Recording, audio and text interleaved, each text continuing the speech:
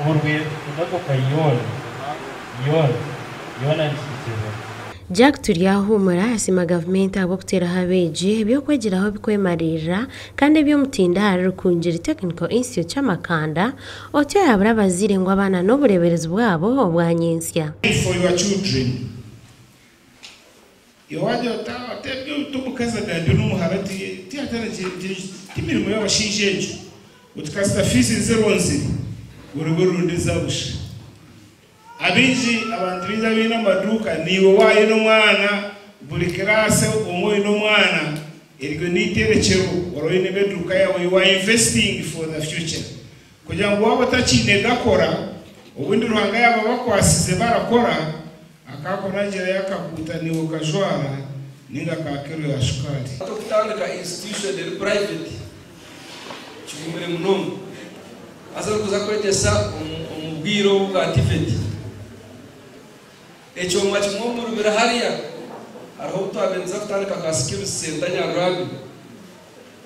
uza kugura echo majaste cyo kutera matafari echo cyo matahodero ayi ngamaga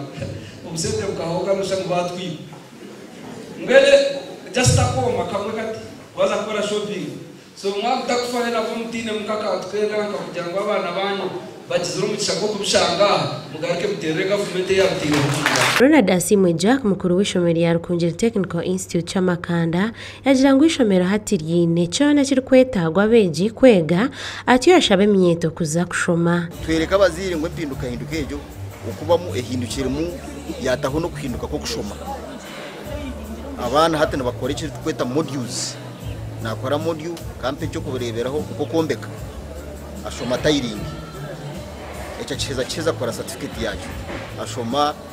concreting na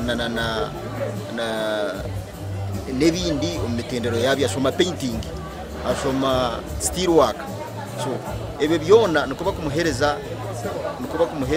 certificate. Davis ahimsiwe umukozi wa Rukungira Municipality washomire Rukungira Technical Institute cy'Amakanda yahabura begikunde byo mukono ngo noyege urukumanye cyo rukuza kuba kandi amashomo ga technical tugashirga abagwire naga science abu government ero kukunda omufunze nyenda kuga abeje abakushoma technical courses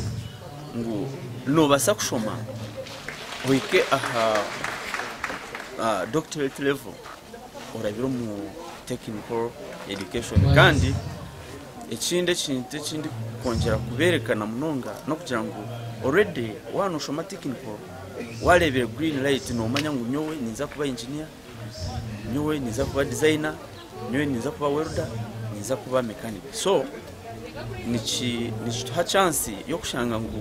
at your level you already know that uri mu science. Gilbert Boaz kwehangana umuzire w'ishomero yagira ngo Rukungira Technical Institute cy'Amakanda ne isimisa abazira habo mutindo ne bukwato ebyeyine bana abazire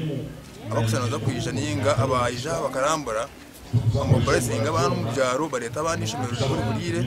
kandi materials zo gushomeraho ngenisho minduruje munonga